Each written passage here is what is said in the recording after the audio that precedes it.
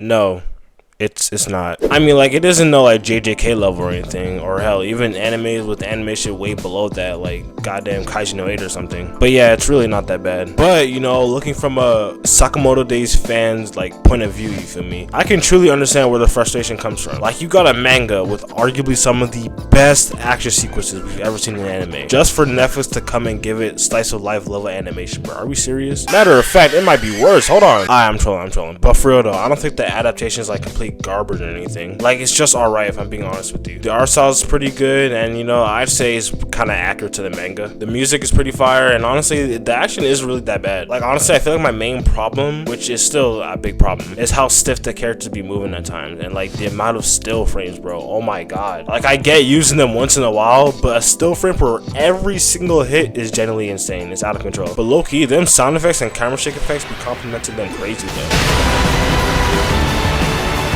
Like, even if they're just still frames, they still be having me mad excited, bro. I don't know why. Actually, matter of fact, I do know why. Because it's not only just the effects, bro. The reason why I still get excited, even though the anime has hella still frames, it's just the fact that Sakamoto Days has genuinely good action sequences. Like, I feel like the reason why I love Sakamoto Days action so much is because you will generally never see anything coming, bro. Like, one moment you'll just see the characters chilling in the car, you feel me, just chopping it up. And then the next moment you'll see an old ass man cutting the top half of a car just to kill a single fly, bro. It's that serious, bro. Yes, like, generally, bro, one of the first things we see Sakamoto do is spit out a sucker to parry a bullet, bro. Are we serious? And that's another thing, bro. What makes the action in this anime so good is the main character himself. Like, the fact that his main ability is just him being able to use inconvenient weapons is so cool to me. Like, it just opens so much opportunities for just wild ass ideas, bro. I love it. Like, we seen bro use a train rack, a sucker, goddamn pots, like, and that ain't even the half of it, bro. Like, we truly have not scratched the surface with this manga, bro. I promise you. Like, there's just so much that needs to be adapted, but gladly we're finally at the part where, you know, Sakamoto Days starts to step up. So, you know, I'm excited, bro. Y'all not ready. Like, the amount of characters we're about to be introduced to with like creative abilities is just beyond me, bro. And that's another thing. Like, I feel like the way Sakamoto Days is, like, they don't have, it's not like a specific power system, you feel me, where like everyone just has like a certain like energy source or whatever. Like, these are just like quote unquote regular people. So low-key, they pretty much are limited, you feel me, because like, again, they don't have like an energy source, but that just makes it so much more creative, bro. Like, yes, even though they're normal people, some of the stuff don't make sense. Like goddamn chucking a whole train, like, that's kind of crazy.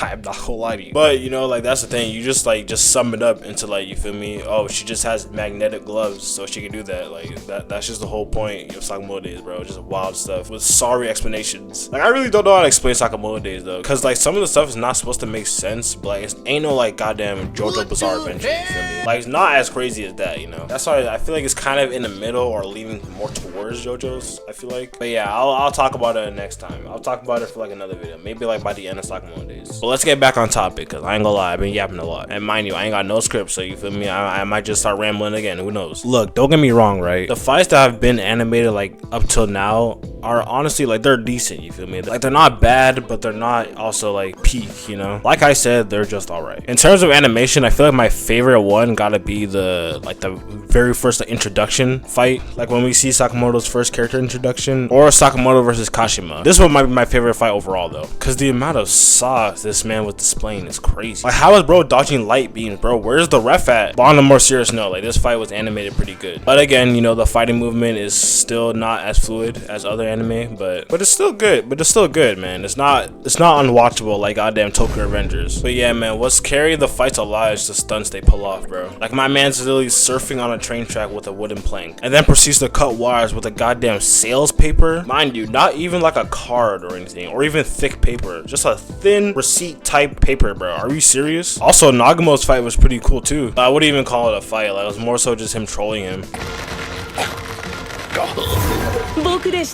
Whoa, is that blackface, dude? Oh hell nah, Nagamo wildin', bro. Blackface is crazy, bro. Not my go. I don't know how I didn't catch that before in the manga. But you know, now that we're in season 2, I can now confidently say that we might be in good hands. Now, is this cope? Maybe. But just look at that opening, bro. God damn, it is so clean. Like, we need this type of movement, this type of art style, this type of quality, bro. We need it in the actual anime. But if you compare season 2 to season 1, then you can say like season 2 is leagues above better, like in terms of like animation and quality. Like, look at Takamura just slicing this building like it's nothing, bro. Like, these are regular people, mind you. Well, actually, who knows? Takamura might be like a demon or something. I don't know, man. But yeah, based off this, bro, I have a feeling that they might turn up with the animation like in later arcs, bro. Got the JA infiltration arc coming out like next episode, and they better do my Go Gaku right, bro. Even though, you feel me, he got done pretty dirty at the start, it was Takamura, so it was bound to happen. He's like a natural disaster. And then we got the Assassination School arc, which I'm genuinely excited for, because that is probably my favorite arc in this whole series. Like, the new Gen trio generally has probably my favorite dynamic when it comes to the manga. Like, I don't know, bro, this arc just felt so damn nostalgic to me. Like, it reminded me of Team 7 trying to take the bells away from Kakashi, bro. And it's not even just this arc, bro. I always get like a nostalgic vibe whenever I reach Sakamoto days, and it's probably because I feel like the character interaction just feels so damn natural, like how it was in older animes, you know? Like, nothing feels forced at all. And we could talk about Slur, because I feel like don't get me wrong, Slur is pure evil, but still, like, his character is just mad natural. Like he's not one of those villains that are just like mindlessly evil, you feel me? Like goddamn Muzan. Like, he genuinely just has regular conversations with his companions, bro. Like, you don't get that a lot from like newer anime, you feel me? So that's why I appreciate it, you know? But I ain't gonna lie, bro, this video was really just an excuse to talk about Sakamoto days. I just been craving to talk about it, bro. Like, I just love this manga so much. I obviously will be doing like another video like by the time the manga ends, because it's ending pretty soon, I'm pretty sure. But yeah, to sum it up, right, the anime isn't initially bad, you feel me? Like I really don't understand people who say it's bad when it's literally just it's just standard animation, to be honest. I could understand if you're mad about that, about it being standard animation, because, you know, it's Sakamoto days. It's supposed to have banger animation for a whole action anime like the way it is. It should be way better than standard for sure. But honestly, I'm really liking the anime so far. Like I said, you know, the music is fire, the art style is, you know, it isn't like unique, but, you know, it's iconic. It has like an iconic style to it. I don't know. And yeah, like I said, I hope, you know, they turn up with the animation for later arcs, because like you